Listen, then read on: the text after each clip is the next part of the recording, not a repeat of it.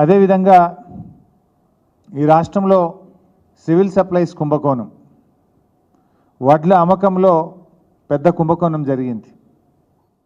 3 నెలల్లో వడ్లు ఎత్తుతామని,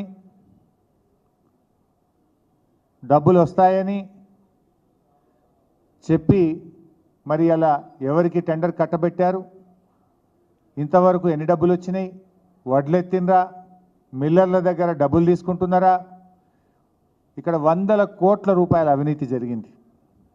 దీని మీద శాసనసభలో చర్చ జరిగే విధంగా అడ్జర్న్మెంట్ మోషన్ రూపంలో కానీ షార్ట్ డిస్కషన్ రూపంలో కానీ బీఆర్ఎస్ పార్టీ గట్టిగా పోరాడాలని, ఈ అవినీతిని బయటకు తీయాలని, ఈ అవినీతి వెనుక ఉన్న అదృశ్య శక్తులు ఎవరు, దీని వెనుక ఎవరెవరు ఉన్నారో మొత్తం బండారాన్ని బట్టబయలు చేయాలని, ఈ సివిల్ సప్లైస్ కుంభకోణం మీద గట్టిగా పోరాడి విషయాలన్నీ బయటకు తేవాలని చెప్పి కూడా ఈరోజు మా సమావేశంలో నిర్ణయం తీసుకోవడం జరిగింది.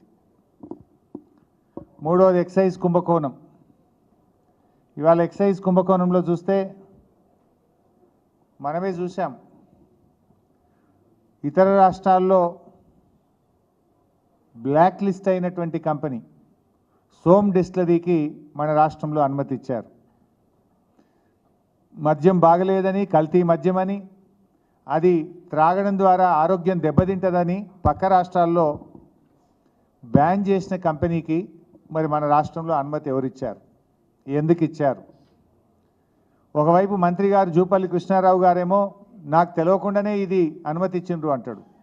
మరి మంత్రికి తెలియకుండా అనుమతి ఇచ్చే అదృశ్య శక్తి ఎవరు, అంత పవర్ఫుల్ శక్తి ఎవరున్నారు దాని వెనుక? మంత్రి గారేమో నాకు తెలియదు, నాకు తెలియకుండా ఈ అనుమతులు ఎట్లా వచ్చినాయి అని మంత్రే ప్రెస్ మీట్లు పెట్టి చెప్తున్నాడు. అధికారుల మీద ఆయన తిడతా ఉన్నాడు. మరి మంత్రికి తెలియకుండా మరి అనుమతులు ఎవరు ఇచ్చారు, దాని వెనుకున్న అదృశ్య శక్తులు ఎవరు? ఈ బూమ్ బూమ్ బీర్లు ఏడికేలు వచ్చినాయి, ఈ బిర్యానీ బీర్లు ఏడికేలు వచ్చినాయి, ఇవి పక్క రాష్ట్రాల్లో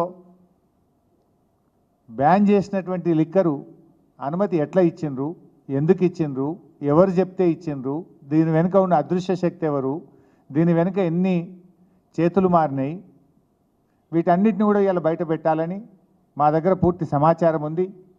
దాన్ని అన్నిటినీ బయటపెట్టి శాసనసభలో దీన్ని మొత్తం కూడా బండారం బట్టబయలు చేయాలని, ప్రభుత్వం యొక్క అవినీతి అంతా కూడా బయట పెట్టాలని కూడా నిర్ణయం తీసుకున్నాం.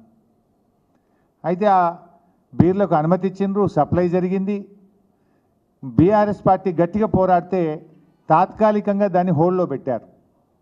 ఎందుకు మరి ఆ హోల్డ్లో పెట్టకుండా, దాన్ని రద్దు చేయకుండా ఇంకా ఎందుకు హోల్డ్లో పెట్టినారు? అసలు దీని వెనుక ఏమున్నది? ఇవన్నీ కూడా బయటకు తేవాలనుకుంటున్నాం. సివిల్ సప్లైస్లో ఇంకో స్కామ్ కూడా ఉంది. సన్న బియ్యం 57 రూపాయలకు టెండర్ ఇచ్చిండ్రు.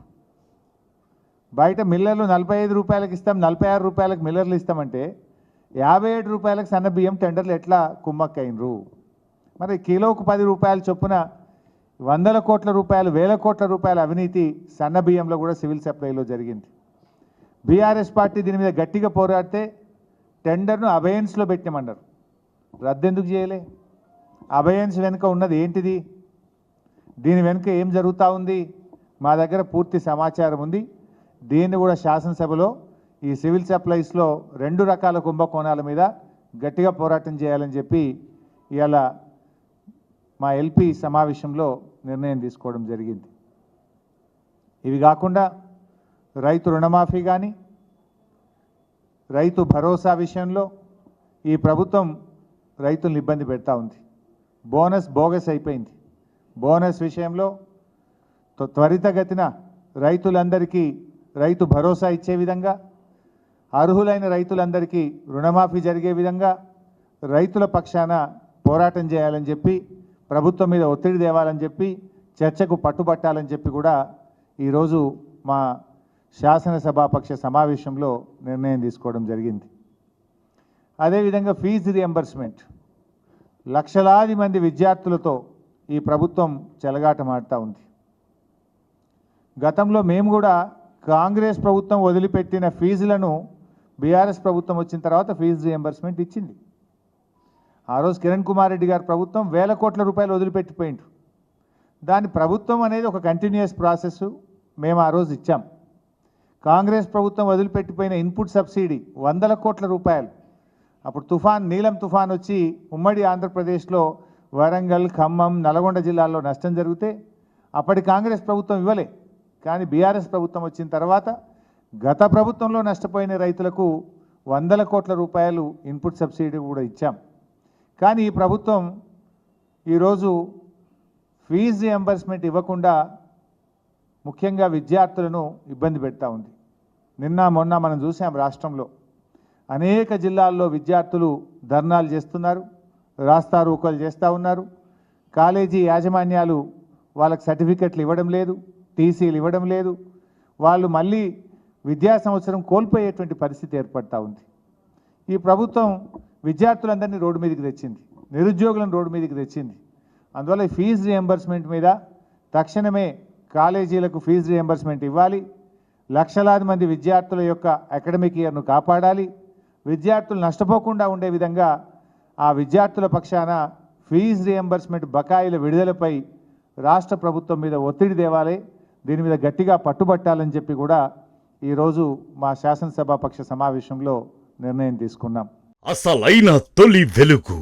ఫాలో వాట్సాప్ @తొలి వెలుగు official.